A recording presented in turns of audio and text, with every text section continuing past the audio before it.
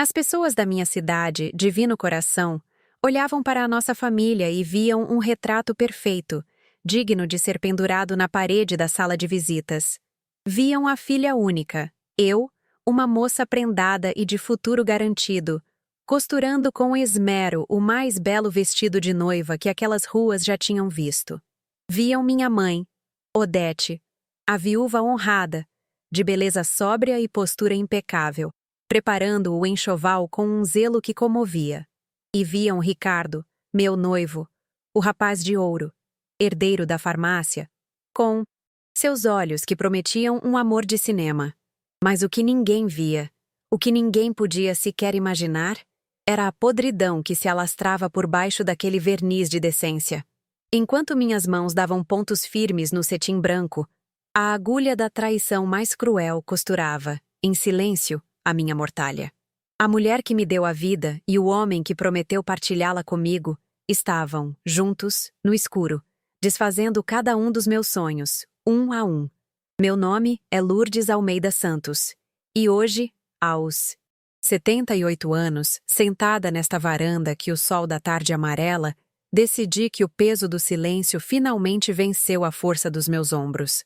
Há segredos que são como tumores, que crescem na alma da gente, e se não forem arrancados pela raiz, acabam por nos matar de dentro para fora. Eu carreguei o meu por mais de 5 décadas, sentindo suas garras fincadas nas minhas memórias mais doces, transformando tudo em cinzas. Mas hoje, não mais. Hoje, vou abrir a porta desse passado trancado, às 7 chaves e deixar que o ar circule. Vou contar a minha história, não para buscar piedade ou julgamento, mas porque a minha verdade, depois de tanto tempo sufocada, merece respirar. E peço que você me escute com o coração aberto, pois o que tenho para dizer não é um conto de fadas, mas a vida como ela é. Brutal, imprevisível e, por vezes, imperdoável. Antes que eu mergulhe nas águas turvas de 1972, o ano que partiu minha vida em duas, gostaria de lhe fazer um pedido simples, um afago para este coração enrugado. Me conta de onde você está assistindo. Eu adoro saber até onde minhas palavras chegam, até que canto do mundo essa minha voz, por tanto tempo calada, consegue ecoar. Imaginar que minha história pode cruzar cidades, estados, talvez até o oceano, me dá uma sensação de que todo o sofrimento não foi em vão. É como se, ao compartilhar minha dor, eu a dividisse em pedaços tão pequenos que ela se torna mais leve, quase suportável.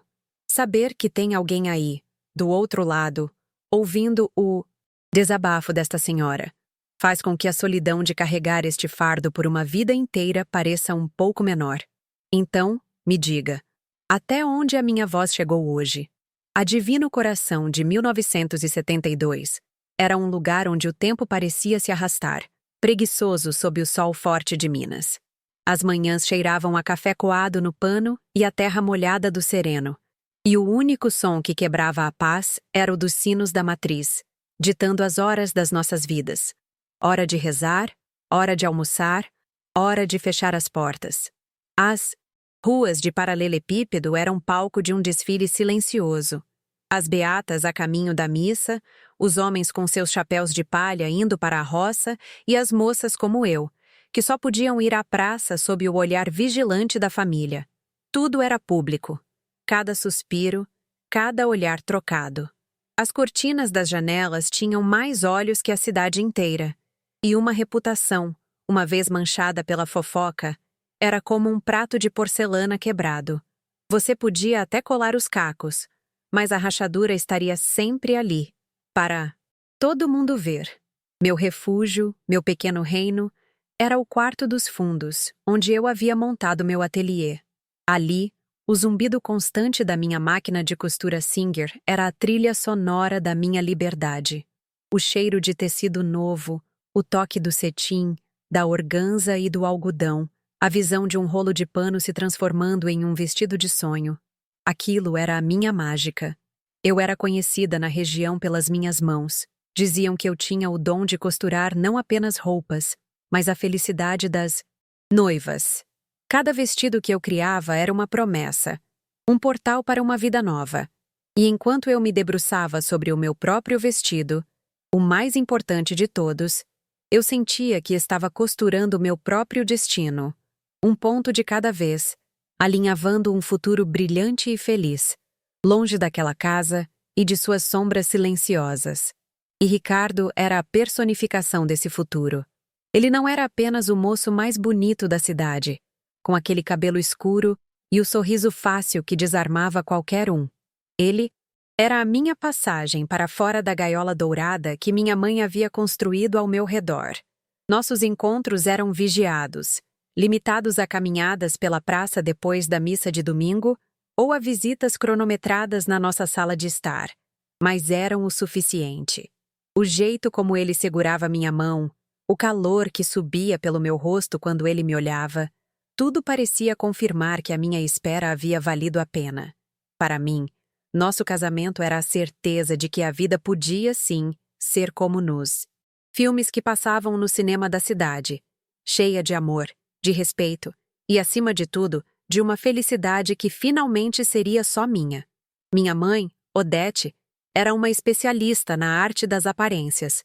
Para a cidade, ela era a viúva exemplar, a mulher que enfrentou a dor de perder o marido cedo e criou a filha com uma retidão moral inquestionável. Sua casa estava sempre impecavelmente limpa, o café na garrafa térmica sempre quente para uma visita inesperada. E suas palavras na roda da igreja eram sempre as mais ponderadas. Ela era admirada, um pilar da nossa pequena comunidade. Ninguém via a mulher que ela se tornava quando a porta de casa se fechava. Ninguém via seu olhar duro, seu silêncio cortante, a maneira como ela usava a honra e a vergonha como rédeas para me manter sempre sob seu controle. Ela era uma atriz talentosa, e o mundo era o seu palco. Mas eu, que vivia nos bastidores, conhecia o roteiro de cor e salteado. As tensões dentro de casa eram sutis, como fissuras, finíssimas numa parede recém-pintada. Elas se manifestavam no silêncio durante o jantar, um silêncio pesado, quebrado apenas pelo tilintar dos talheres no prato. Ou vinham disfarçadas de conselhos, ditos em um tom que se pretendia carinhoso, mas que arranhava como lã barata. Você está rindo muito alto, minha filha. Uma moça de família deve ser discreta, ela dizia, enquanto me via conversar com Ricardo na sala. Ou então, ao me ver experimentar uma nova peça de roupa. Essa cor é muito chamativa, não acha? Pode atrair o tipo errado de atenção. Eram pequenas gotas de veneno, administradas diariamente, com o objetivo de me fazer duvidar de mim mesma, de me manter pequena, de garantir que eu nunca brilhasse mais do que ela. Comecei a notar uma estranha familiaridade entre Ricardo e minha mãe, algo que antes passava despercebido. Era um olhar que durava um segundo a mais, uma concordância rápida demais durante uma conversa, uma piada interna da qual eu não fazia parte. Lembro-me de uma tarde em que Ricardo trouxe flores para mim. Minha mãe as pegou da mão dele antes que eu pudesse alcançá-las, dizendo: "Ah, Ricardo, você tem um gosto tão refinado? São as minhas favoritas." Ela as colocou num vaso no centro da mesa, como se o presente fosse para ela. Eu senti uma pontada de incômodo, uma sensação esquisita de ser uma espectadora em minha própria história de amor. Mas eu afastei o pensamento, me acusando de ser tola, de ter ciúmes de minha própria mãe. Era mais fácil acreditar que eu estava errada do que encarar a possibilidade assustadora de que algo estava terrivelmente fora do lugar. Em divino coração, o medo do julgamento alheio era o ar que respirávamos. A frase, "O que o povo vai falar?", era a sentença final para qualquer desvio da norma, qualquer comportamento que fugisse do roteiro esperado. Uma moça que terminasse um noivado sem um motivo digno estaria condenada a carregar a pecha de leviana para o resto da vida. Uma família que tivesse suas sujeiras expostas na praça se tornaria um pária. Essa pressão social era uma força invisível e esmagadora que nos obrigava a sorrir quando queríamos chorar, a concordar quando queríamos gritar e a engolir os maiores absurdos em nome da manutenção da honra. Era essa a prisão que me mantinha calada, que me fazia ignorar os sinais, pois o escândalo era considerado um destino pior que a própria infelicidade. Meu vestido de noiva, pendurado no manequim no canto do quarto, era meu confidente. Eu passava horas ali, costurando à mão as minúsculas pérolas no corpete, cada uma delas um sonho, uma esperança. O tecido, um cetim pesado que eu havia encomendado de São Paulo, parecia brilhar com a promessa de uma vida nova. No entanto, nos últimos tempos, algo havia mudado. Às vezes, ao tocar o tecido, sentia um frio inexplicável e a agulha parecia mais pesada em meus dedos. Aquele vestido, que antes era o símbolo da minha libertação, começava a parecer uma fantasia, uma casca linda e oca. Eu olhava para ele e, em vez de ver o meu futuro, via uma personagem que eu estava prestes a interpretar. Uma noiva feliz, cujo papel eu já não tinha certeza se sabia desempenhar. A amargura de minha mãe vinha de um lugar profundo, de uma vida que não foi como ela sonhou. Ela se casou jovem, cheia de expectativas, mas a viuvez precoce a deixou presa em divino coração, com uma filha para criar e o fantasma do que poderia ter sido. Eu via isso nos momentos em que ela se perdia, olhando velhos álbuns de fotografia. Seus dedos traçavam o contorno do seu próprio rosto jovem, da moça que um dia fora a mais bela da cidade, com um futuro que parecia tão promissor quanto o meu. Acredito que, ao me ver feliz, noiva do rapaz mais cobiçado, prestes a ter a vida que ela perdeu, algo se quebrou dentro dela. A inveja é uma erva daninha que cresce na sombra do ressentimento, e o jardim da alma da minha mãe, infelizmente, estava escuro e sem cuidados há muito tempo. Minha rotina era um ciclo imutável, uma gaiola perfeitamente arquitetada. Acordar cedo, ajudar nos afazeres domésticos sob o olhar crítico de minha mãe, e depois me trancar no ateliê por horas a fio, onde o trabalho era minha única válvula de escape. As refeições eram tensas, cerimônias silenciosas onde a comida parecia não ter sabor. O ponto alto do dia era a breve visita de Ricardo ao anoitecer. Ele se sentava no sofá, minha mãe na poltrona em frente, agindo como uma sentinela, e nós trocávamos banalidades sobre o tempo e os preparativos do casamento. Eu me sentia como um pássaro engaiolado, que podia ver o céu azul lá fora, mas cujas asas estavam aparadas, incapaz de voar para a liberdade que parecia tão perto, mas que, na verdade, estava a um mundo de distância. O pressentimento de que algo estava errado começou a se solidificar, transformando-se de uma sombra difusa em um nó apertado no meu estômago. Certa noite, ao passar pelo corredor, ouvi minha mãe e Ricardo conversando na cozinha. Suas vozes eram sussurros, urgentes, e quando me aproximei, eles se calaram abruptamente. O som da cadeira de Ricardo se arrastando no chão foi o único ruído que quebrou o silêncio pesado que se instalou. Quando entrei, eles me olharam com uma expressão de falsa naturalidade que me gelou a espinha. Estávamos apenas falando sobre uma surpresa para o casamento, disse minha mãe, com um sorriso que não alcançava seus olhos. Naquela noite, antes de dormir, segurei meu vestido de noiva contra o corpo. Olhei meu reflexo no vidro escuro da janela e tive medo. A moça que me encarava de volta tinha os olhos cheios de uma dúvida que eu não sabia mais como ignorar. A primeira rachadura de verdade, aquela que a gente não pode mais tapar com a massa corrida da negação, apareceu numa terça-feira chuvosa. Entrei na cozinha para beber um copo d'água e a cena que vi congelou o sangue nas minhas veias. Minha mãe estava de costas para mim, ajustando a gola da camisa de Ricardo. Não era um gesto maternal. Não havia a distância, respeitosa que se esperaria. Seus corpos estavam próximos demais. A intimidade no ar era densa, palpável como a umidade que manchava as paredes. As mãos dela demoraram no peito dele, e a cabeça dele estava inclinada na direção dela, num ângulo de confidência, de segredo.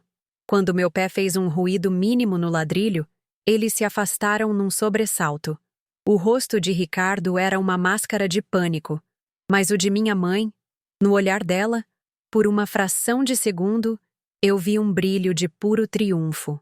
Naquela mesma noite, com o coração martelando na garganta como um tambor de guerra, eu esperei minha mãe dormir e chamei Ricardo para a varanda. A chuva fina molhava nossos rostos, mas o frio que eu sentia vinha de dentro. Minha voz era um fiapo, trêmula e fraca. "O que está acontecendo entre você e minha mãe, Ricardo?" A reação dele foi imediata e cruel. Primeiro, uma risada de escárnio. Depois, a acusação. "Lourdes, pelo amor de Deus, você está delirando. É o estresse do casamento. Sua mãe só tem sido boa para mim, me tratando como um filho. E é assim que você retribui? Com esse ciúme doentio? Essa desconfiança?" Cada palavra era uma pá de terra jogada sobre a minha intuição. Ele me fez sentir pequena, louca, paranoica. Aquele homem, em quem eu depositara todos os meus sonhos, me olhava com pena e irritação, como se eu fosse uma criança birrenta, e não uma mulher que acabara de ter seu mundo virado de cabeça para baixo. No dia seguinte, a segunda frente de batalha se abriu. Tentei conversar com minha mãe, buscando nela por um último resquício de esperança, algum conforto, alguma negação que soasse verdadeira. O resultado foi ainda mais devastador. Ela desabou num choro teatral, as mãos no peito, ofegante, como se eu tivesse lhe desferido um golpe. "Ingrata, é isso que você é. Depois de uma vida de sacrifícios, criando você sozinha para ser uma moça de respeito, você me acusa de uma monstruosidade dessas? De cobiçar o noivo da minha própria filha?" A performance era impecável. Ela era a vítima, a mãe ultrajada pela maldade de uma filha desequilibrada. Fui encurralada pela culpa, pela vergonha de ter sequer pensado naquilo. As duas pessoas que deveriam me proteger formaram um exército contra mim, e eu me vi completamente sozinha, desarmada em meio ao campo de batalha silencioso da nossa casa. A partir daquele dia, a casa mergulhou num inverno emocional. E foi nesse cenário gelado que minha mãe começou a apresentar seus sintomas. Primeiro, eram tonturas, discretas. Ela se apoiava nos móveis, a mão na testa, soltando um suspiro longo e sofrido. Depois, vieram os enjoos matinais, que ela fazia questão que eu ouvisse do meu quarto.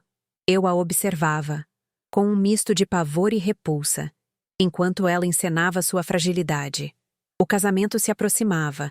Faltavam pouco mais de 3 meses, e a saúde repentinamente delicada da minha mãe se tornou o centro das atenções, um desvio conveniente de toda a atenção que havia se instalado. Eu via a teia sendo tecida ao meu redor, cada fio de mentira sendo cuidadosamente posicionado, e me sentia paralisada, uma mosca esperando a aranha dar o bote final. O bote veio numa tarde de sol forte, que em nada combinava com a escuridão que se abateu sobre mim. Minha mãe voltou da sua consulta com o Dr. Afonso, o único médico da cidade. Ela entrou em casa com uma expressão que era uma mistura bizarra de espanto, vergonha e uma alegria mal disfarçada. Sentou-se no sofá, abanando o rosto com a mão, e me estendeu um papel. Meus dedos tremeram ao pegá-lo. "Lourdes, nem sei como te dizer isso." Ela começou com a voz embargada. "É um milagre." Foi o que o doutor disse. Um verdadeiro milagre de Deus na minha idade. Então, ela disse as palavras que ecoariam na minha cabeça pelo resto da minha vida. "Eu estou grávida." O mundo ao meu redor emudeceu. O tic-tac do relógio na parede, os sons da rua, tudo desapareceu. A única coisa que eu ouvia era o som do meu coração se partindo em 1000 pedaços. A história que minha mãe inventou era tão absurda quanto engenhosa. Um viúvo de uma cidade vizinha, um homem solitário com quem ela teve um breve e discreto romance, movida pela solidão. Ele havia prometido voltar, mas simplesmente desapareceu, sem deixar rastros. Era uma narrativa digna de radionovela, e Divino Coração, faminta por um escândalo, devorou cada migalha. As comadres na porta da igreja cochichavam. Os homens no bar faziam piadas cruéis. Mas em público, todos demonstravam uma solidariedade hipócrita. Minha mãe, por sua vez, representava o papel da viúva honrada que, num momento de fraqueza, encontrou um consolo passageiro e agora, por um milagre, carregava o fruto inesperado dessa união. E eu, a filha, era a sombra patética dessa história. A noiva cuja mãe havia roubado todas as atenções com sua gravidez escandalosa e milagrosa. O dilema estava posto, claro e brutal como uma ferida aberta. Eu estava sozinha, guardiã de uma verdade que queimava minha garganta. Uma verdade que ninguém acreditaria, ou pior, que ninguém queria acreditar. Olhar para Ricardo era ver um covarde. Olhar para minha mãe era ver um monstro sorrindo. A barriga dela, ainda imperceptível para o mundo, era para mim um monumento vivo à traição deles. O silêncio que eles mantinham era a minha tortura diária, uma confirmação constante de que eu não estava louca. O que eu poderia fazer? Gritar a verdade na praça da cidade e ser taxada de louca, invejosa e desonrada, destruindo o nome da minha família. Para sempre? Ou aceitar o meu destino, me casar com o homem que me traiu com minha própria mãe e viver o resto dos meus dias mergulhada nessa farsa doentia? Naquele momento, eu entendi o que era o inferno. Não era um lugar de fogo e enxofre, mas um lugar de silêncio e mentira. A primeira conversa que tivemos depois da revelação não foi uma discussão, foi uma emboscada. Ricardo me esperou no corredor escuro, seus olhos vermelhos e inchados, a imagem patética de um homem afogado em culpa. Ele segurou minhas mãos e a pele dele estava fria e úmida. "Lourdes, me perdoa", ele sussurrou, as palavras tropeçando umas nas outras. "Eu fui fraco.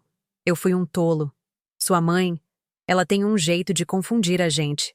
Mas foi um erro terrível que não significou nada. Eu amo você. É com você que eu quero construir minha vida."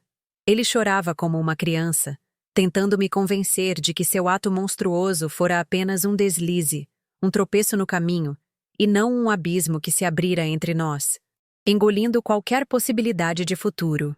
Pouco depois, veio minha mãe, mas ela não trouxe lágrimas ou pedidos de perdão. Odete veio com a frieza de um general planejando sua estratégia final. Sentou-se na beira da minha cama, sua postura ereta, sua voz firme. "Escute bem, Lourdes. O que aconteceu? Aconteceu. Não há como voltar atrás. Agora temos duas escolhas. Ou jogamos o nome desta família na lama, nos tornamos a vergonha de Divino Coração para sempre, ou agimos com inteligência e protegemos o que temos." Ela então invocou a frase que se tornaria seu mantra, sua arma de tortura emocional. "Pelo nome da nossa família, Lourdes. Pela honra que seu falecido pai tanto prezava." Ela não estava pedindo, estava ordenando.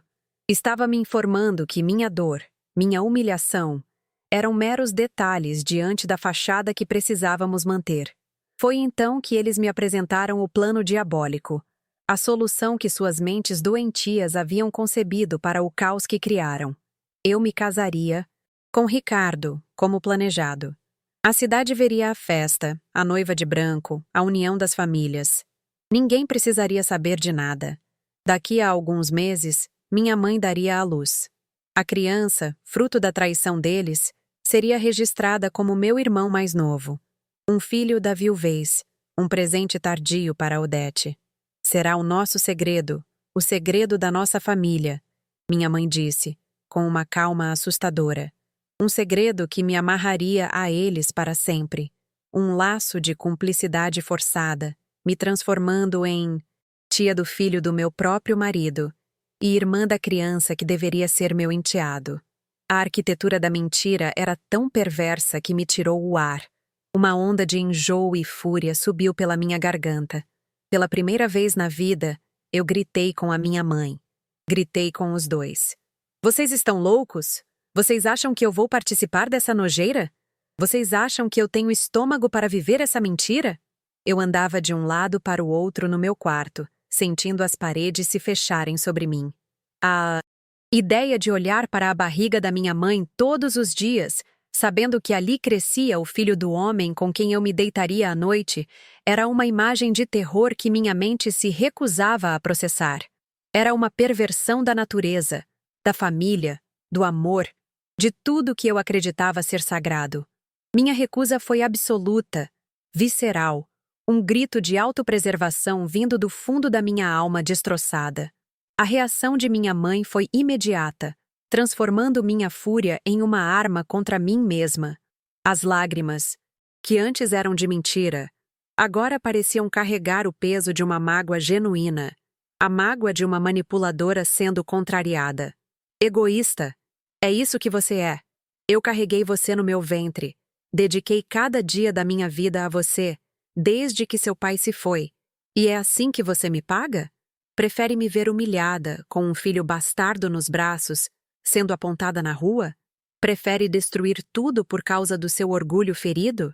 Ela era uma mestra em inverter os papéis, em me pintar como a vilã, a filha cruel que se recusava a fazer um pequeno sacrifício para salvar a honra da mãe que tanto se sacrificara por ela. A culpa era um veneno que ela sabia inocular com precisão. Ricardo, por sua vez, mudou de tática. Vendo que as súplicas não funcionavam, ele começou a vender a mentira como um sonho. Pense em nós, meu amor, ele dizia, tentando me abraçar enquanto eu me encolhia. A gente casa, a poeira baixa. Quando o bebê nascer, a gente pode se mudar. Ir para uma cidade maior, para Belo Horizonte, quem sabe? Ninguém vai saber de nada. Isso vai ser só uma lembrança ruim. Uma cicatriz que vai sumir com o tempo. Ele me oferecia uma fuga, uma vida nova, mas se esquecia de que a fundação dessa nova vida seria a mentira mais podre que se poderia conceber. Ele queria que eu construísse uma casa sobre um pântano e me pedia para ignorar o fato de que, mais cedo ou mais tarde, tudo iria afundar. Foi nesse momento que a realidade prática me atingiu como um soco no estômago. O que eu faria se recusasse? Para onde eu iria? Minhas economias eram uma ninharia, guardadas numa pequena caixa de madeira, fruto de anos de trabalho, mas insuficientes para me sustentar por mais de um mês. Meu trabalho como costureira dependia da minha reputação em Divino Coração. Se eu desafiasse minha mãe e cancelasse o casamento, o escândalo me transformaria numa pária. Nenhuma mãe de noiva jamais me encomendaria um vestido novamente. Eu estava presa. Presa pela dependência financeira, pelo medo do julgamento, pelo amor que, apesar de tudo, eu ainda sentia pela ideia de família. Eles não precisavam de grades para me aprisionar. A própria estrutura da minha vida era a minha cela. E então, eu me rendi. Não com palavras, mas com o silêncio. Eu me tranquei no meu quarto, o ateliê que antes era meu santuário de criação, e agora se tornara minha cela de luto. A máquina de costura emudeceu. Os tecidos coloridos permaneceram nos rolos, acumulando poeira.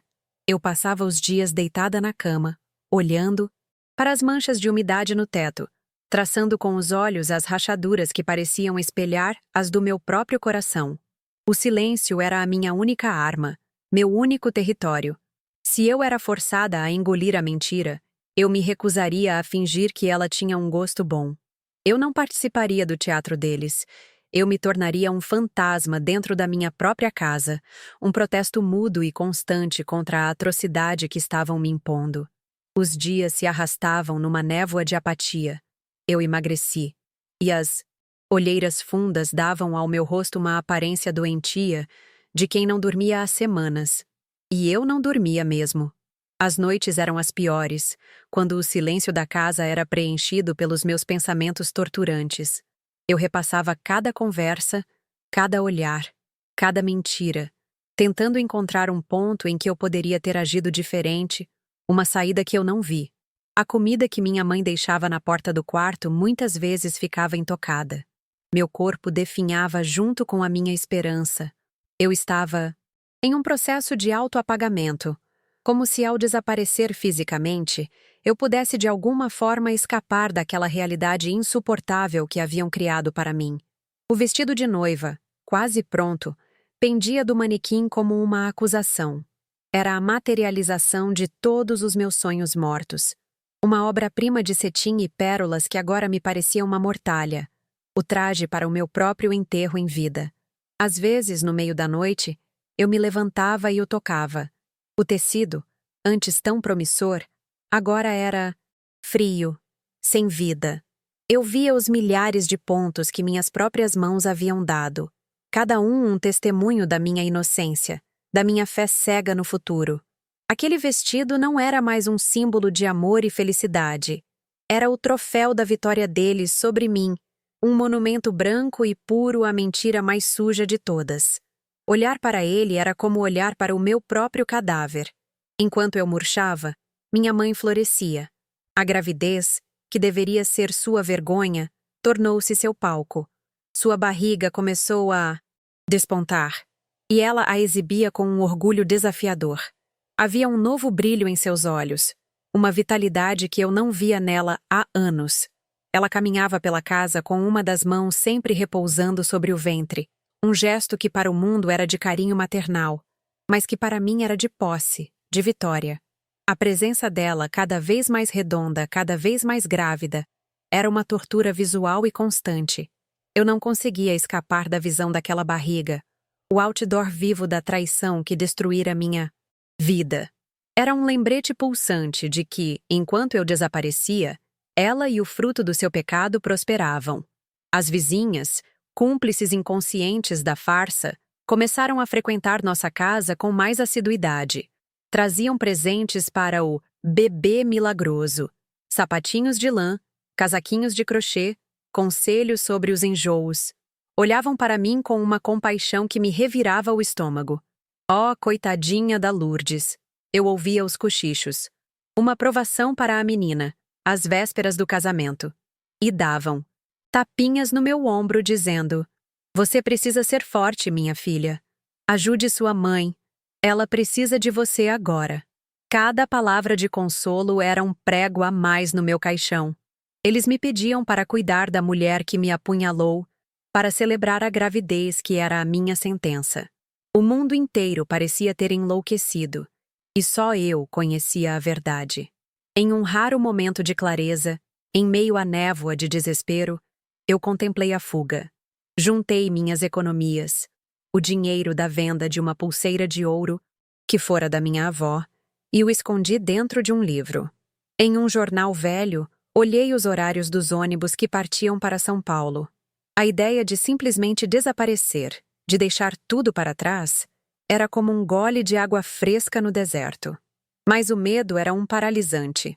O que eu faria numa cidade daquele tamanho, sozinha, sem conhecer ninguém, com quase nenhum dinheiro? O medo do desconhecido era tão aterrorizante quanto a certeza do inferno que eu vivia. Divino Coração era a minha prisão, mas também era o único mundo que eu conhecia. E assim, a coragem me faltou, e eu guardei o dinheiro de volta no livro, adiando minha liberdade. As batidas de Ricardo na porta do meu quarto se tornaram uma rotina irritante. No começo, eram súplicas. "Lourdes, por favor, abre. Vamos conversar." Depois, evoluíram para impaciência. "Até quando você vai ficar com essa tolice? As pessoas estão começando a comentar sobre o seu sumiço. Você está estragando tudo com esse seu drama."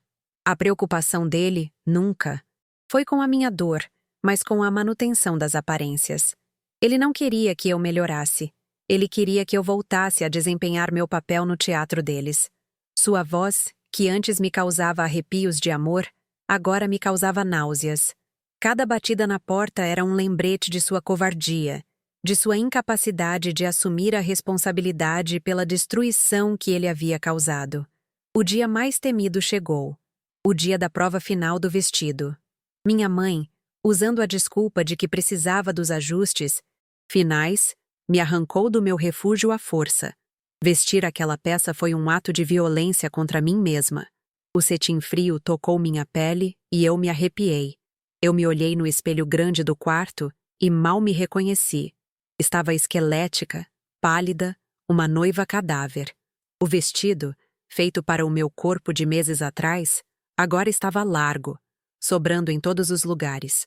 Minha mãe e Ricardo estavam no quarto, me observando. Ver a preocupação no rosto dele e a indiferença calculada no dela me deu um asco profundo. Aquela cena era a representação perfeita da nossa nova dinâmica familiar. Uma farsa grotesca e mal ajustada. Foi durante essa prova que o momento mais cruel aconteceu.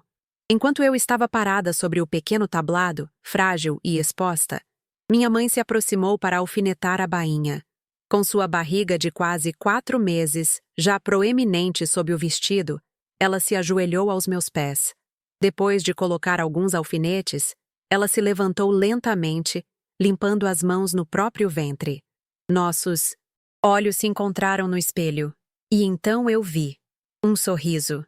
Não era um sorriso grande, mas um pequeno, quase imperceptível repuxar no canto dos lábios. Um sorriso de vitória, de poder, de puro deleite com a minha humilhação. Naquele instante, eu entendi que aquilo não tinha sido apenas uma fraqueza ou um erro. Tinha sido um ato de conquista. A criança na barriga dela não era um acidente. Era o troféu da sua guerra particular contra mim. Uma fúria gelada e silenciosa tomou conta de mim. Enquanto minha mãe me dava as costas para pegar mais alfinetes, meu movimento foi quase instintivo. Peguei a agulha mais próxima da minha caixinha de costura e, com uma precisão cirúrgica, espetei meu próprio dedo, com força. Uma gota de sangue, vermelha e viva, brotou na ponta do meu polegar. Discretamente, pressionei o dedo contra uma das costuras internas da saia do vestido, perto da bainha. A pequena mancha carmesim foi rapidamente absorvida pelo tecido branco. Ninguém viu, mas eu sabia que estava lá. Foi um ato pequeno, inútil para o mundo, mas para mim foi um batismo. Eu estava marcando aquela mentira com o meu sangue, com a minha dor. O vestido deles agora carregava uma parte da minha verdade. O reflexo no espelho não mentia. A transformação que eles haviam me imposto não era apenas interna. Meu rosto estava mais anguloso. Meus olhos, antes cheios de sonhos, agora carregavam uma sombra de quem já tinha visto o pior da natureza humana. A leveza da juventude havia evaporado, substituída por uma gravidade, uma dureza que me envelheceu uma década em poucos meses. Eu não era mais a menina ingênua que sonhava com um amor de filme.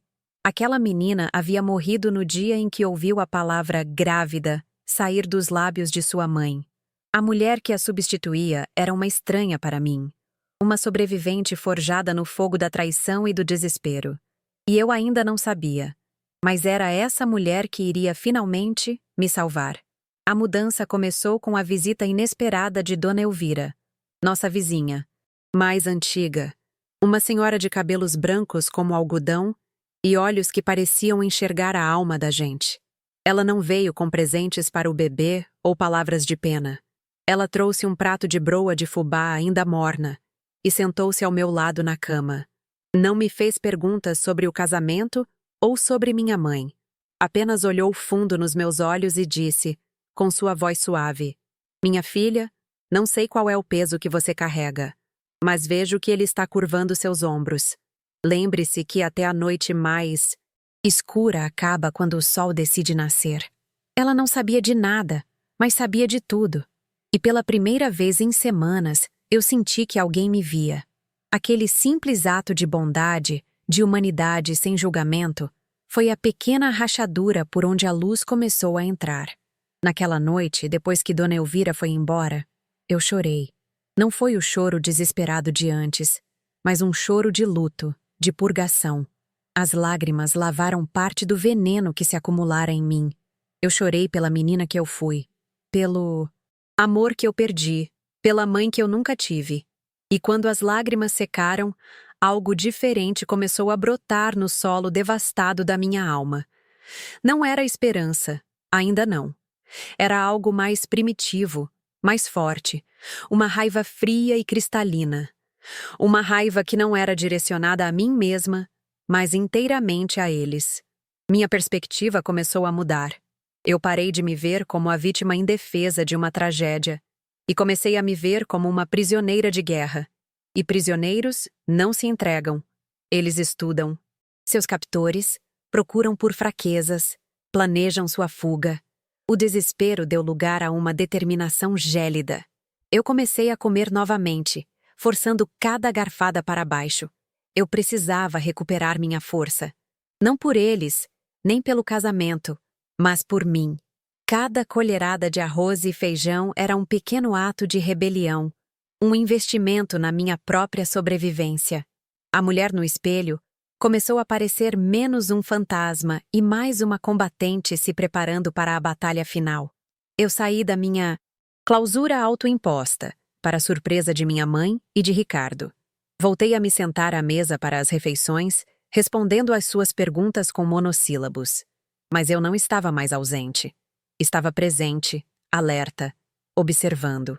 Eu estudava a dinâmica entre eles. O jeito como Ricardo evitava o meu olhar, a arrogância crescente de minha mãe à medida que a gravidez avançava. Notei as pequenas fissuras na aliança deles. A culpa que roía Ricardo o tornava fraco, e a autoconfiança de minha mãe a tornava cega. Eles acreditavam que eu havia me resignado ao meu destino, que haviam vencido. E essa presunção seria o erro fatal deles. A notícia da festa de noivado veio de minha mãe, é claro. Para ela, era a coroação de seu plano, a apresentação pública da nossa família feliz. Toda a cidade estará lá, Lourdes. Precisamos mostrar que estamos unidos, que esta criança que chega será uma bênção para todos nós, disse ela, com a naturalidade de uma sociopata. A ideia me revirou o estômago, mas, pela primeira vez, vi a oportunidade que se apresentava. Eles queriam um palco? Eles queriam um público? Então eu lhes daria um espetáculo.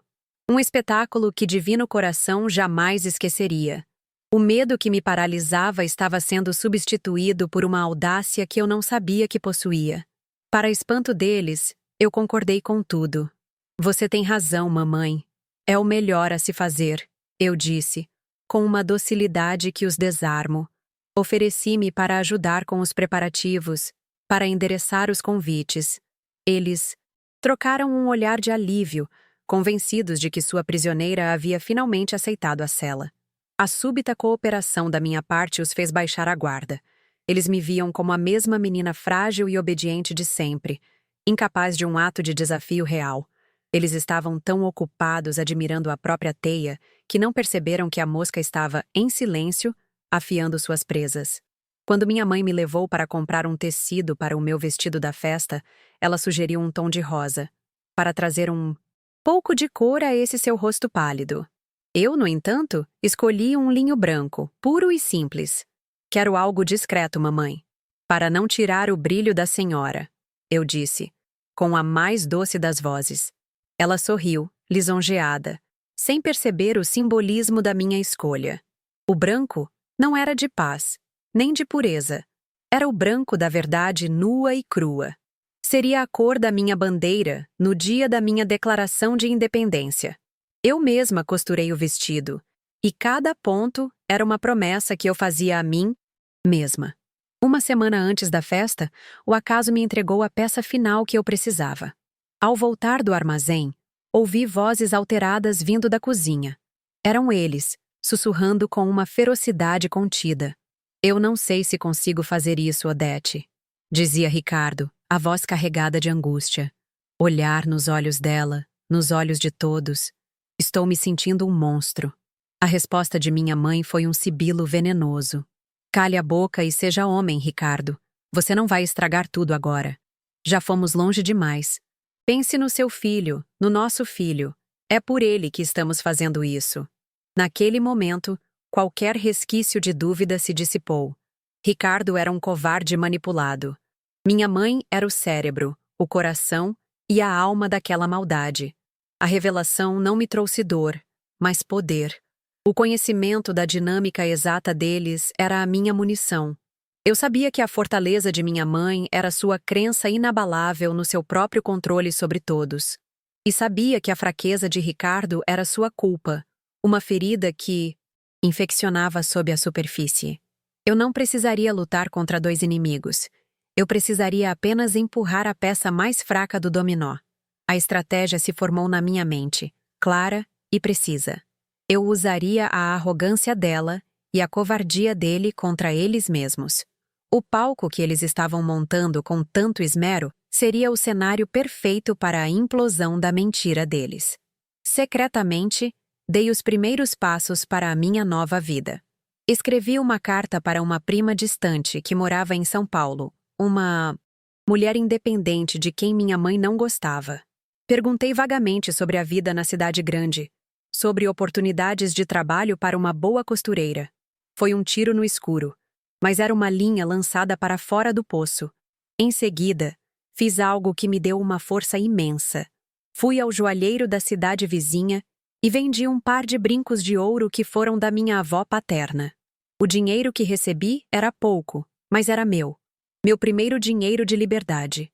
Eu o escondi cuidadosamente, sentindo o peso reconfortante das notas no bolso.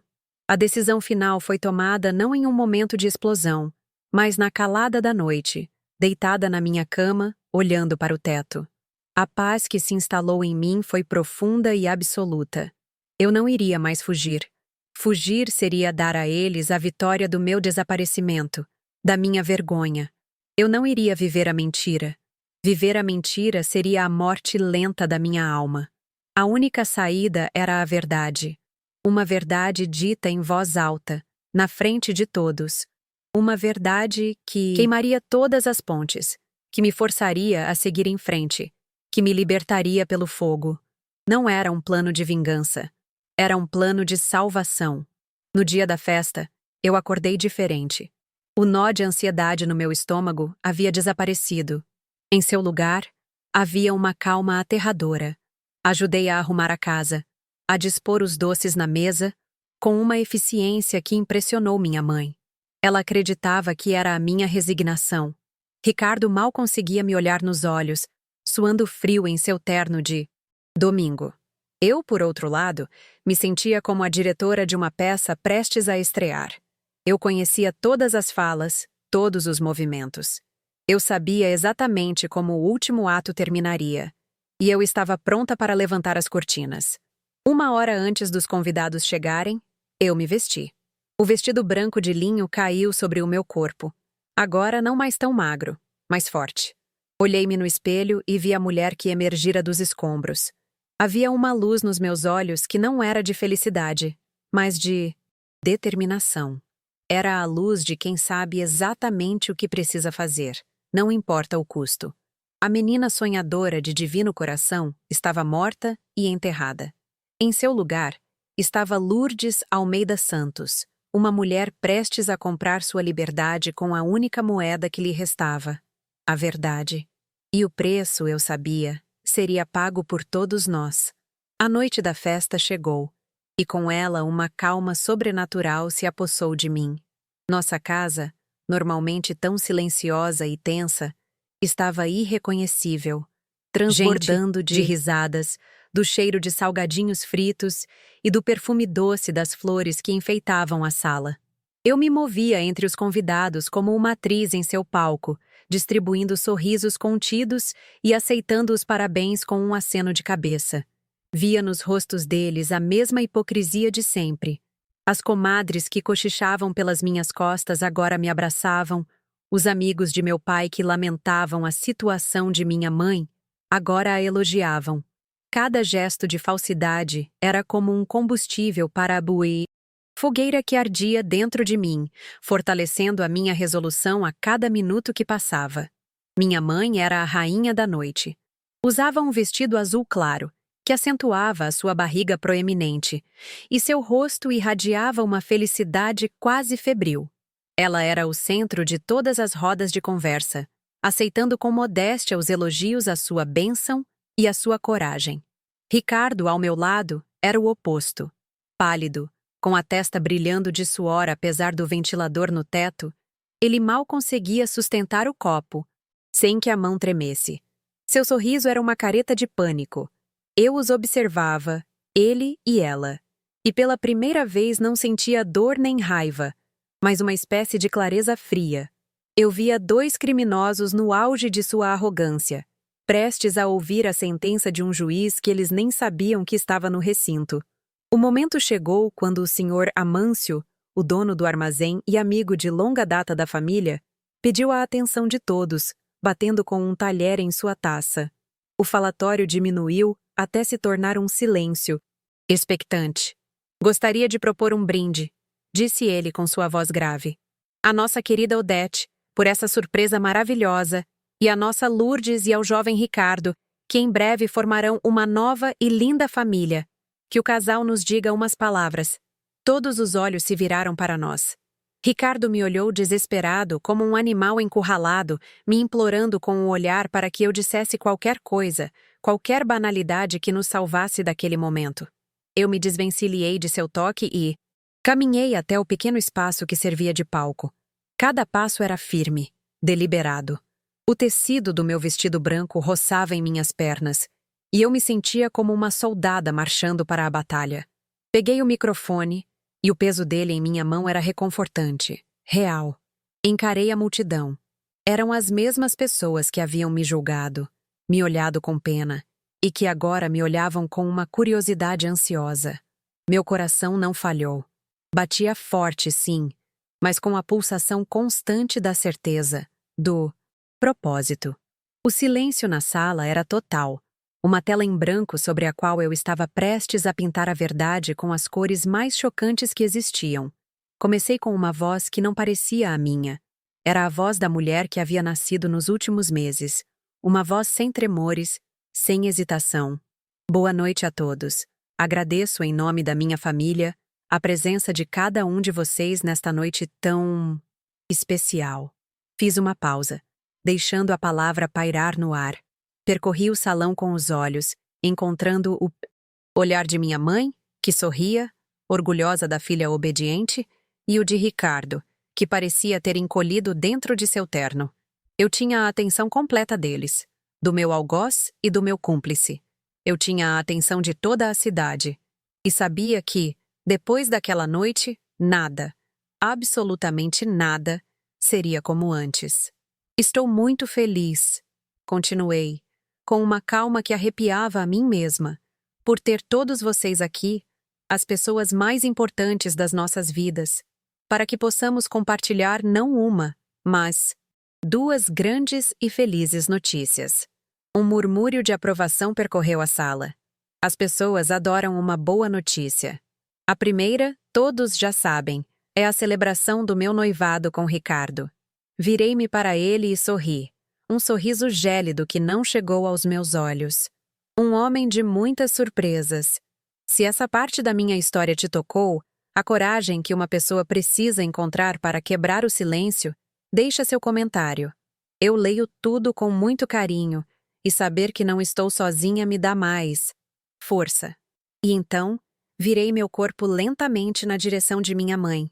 Seu sorriso começou a vacilar, percebendo a mudança sutil na atmosfera.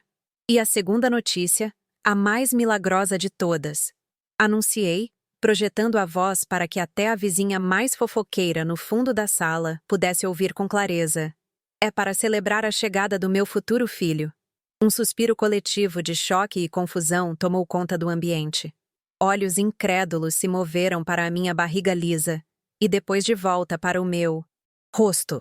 Antes que o caos se instalasse, eu disparei o tiro de misericórdia, olhando diretamente nos olhos apavorados de minha mãe.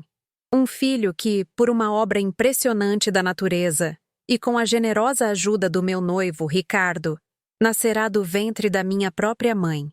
O silêncio que se seguiu foi a coisa mais barulhenta que eu já ouvi.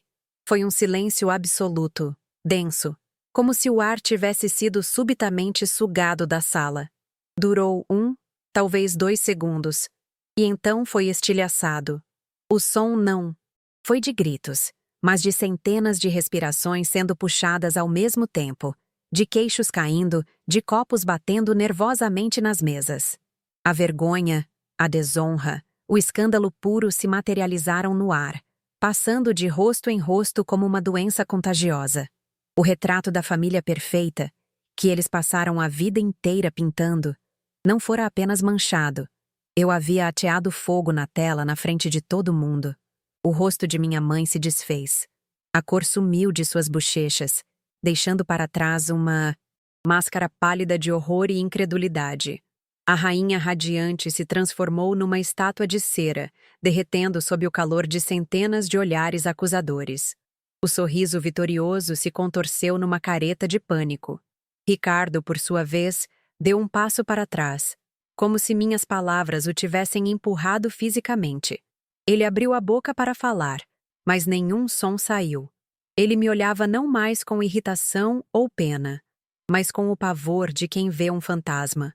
O pavor de um homem que finalmente entendeu a dimensão completa da mulher que ele tentou destruir. Eu não havia terminado. Com a mesma voz metódica e firme, eu lhes dei o resto da história, preenchendo os detalhes da minha revelação bombástica. Eles mentiram sobre um viúvo que nunca existiu, eu disse, minha voz cortando o burburinho que começava a crescer. Eles me pediram para participar de uma farsa. Queriam que eu me casasse e criasse o meu meio-irmão, filho do meu marido, como se nada tivesse acontecido. Tudo em nome da honra, das aparências, do medo do que o povo iria falar. Eu fiz uma última pausa, olhando para a destruição que causei. Pois bem, o povo está aqui, e agora todos sabem a verdade. E esta é a minha honra, a única que importa. Dito isso, sem esperar por uma reação, sem dar a eles a satisfação de me ver chorar ou gritar, eu cuidadosamente coloquei o microfone de volta em seu suporte. O som metálico pareceu ecoar por uma eternidade. Ignorei os rostos chocados, as bocas abertas, o caos que começava a borbulhar. Dei as costas para minha mãe petrificada, para o covarde que um dia chamei de noivo, para a cidade inteira que agora era testemunha da minha libertação.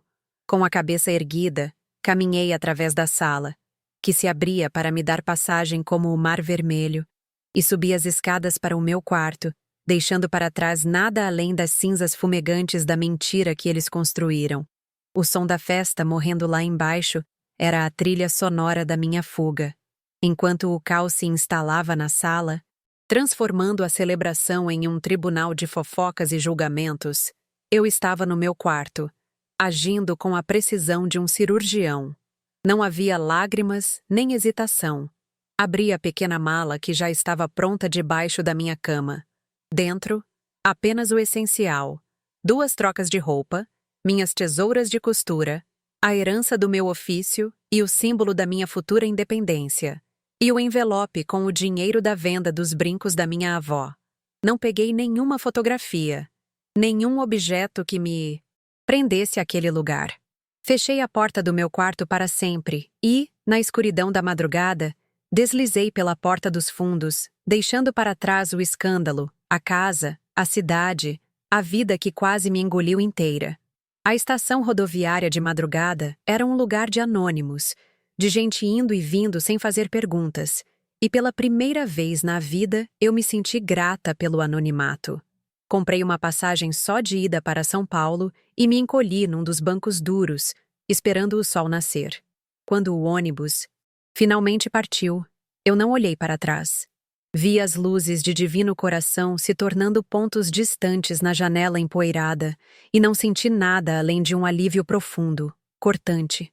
A viagem de horas foi um borrão, mas a chegada àquela cidade imensa, um monstro de concreto e ruído, me despertou. O medo era grande, mas a sensação de ser uma página em branco, uma mulher sem passado e com um futuro inteiramente a ser escrito por minhas próprias mãos, era infinitamente maior. Com o tempo, as notícias de Divino Coração chegaram até mim, em cartas raras e discretas de uma tia que sempre tivera algum afeto por mim. Ela contou que, para calar a boca do povo, o padre e as famílias mais influentes forçaram minha mãe e Ricardo a se casarem às pressas, numa cerimônia vazia e vergonhosa. O castigo deles não foi uma sentença de prisão, mas algo talvez pior em uma cidade pequena: a morte social. Eles se tornaram párias, o exemplo vivo da desonra. Viviam confinados em casa, ele administrando a farmácia com um ar de vergonha permanente, ela carregando uma gravidez que se tornara sua marca de Caim.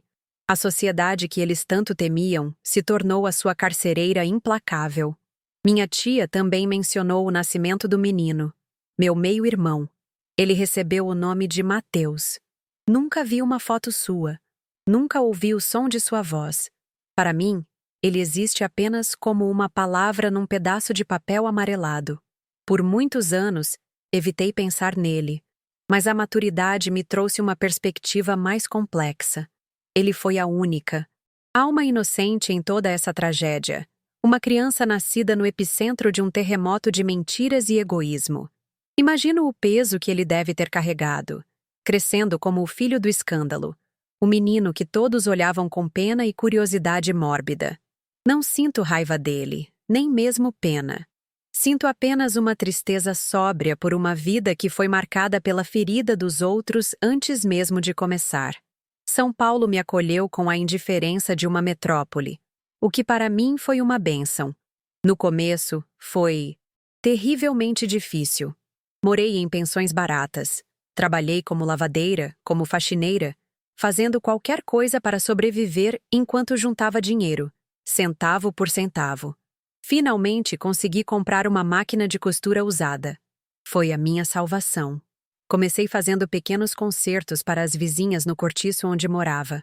A fama das minhas mãos habilidosas se espalhou.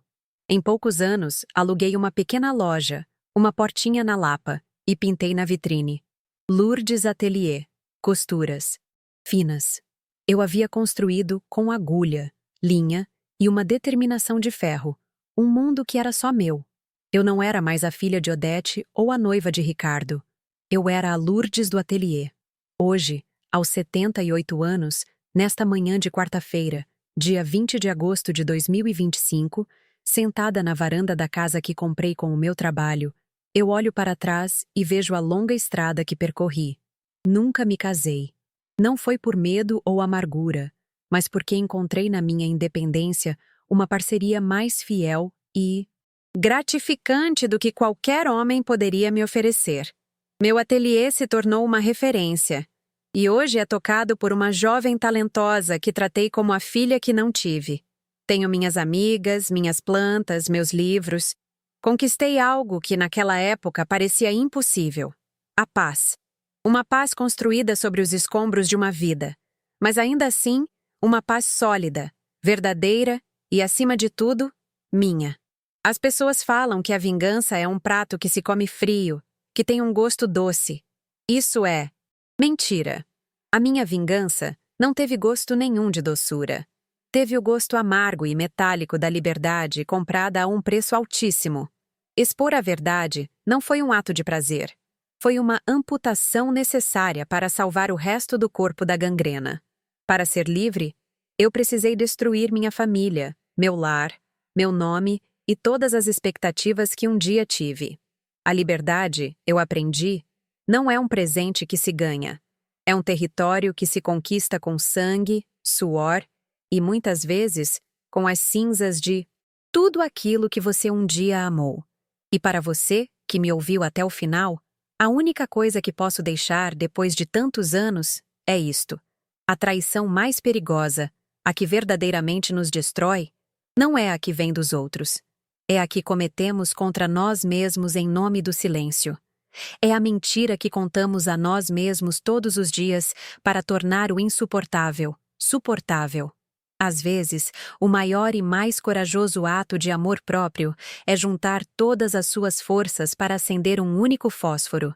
Queimar as pontes, queimar o passado, queimar a dor. Não por ódio, mas pela luz. Porque é somente o fogo da verdade que pode iluminar o começo de um novo caminho.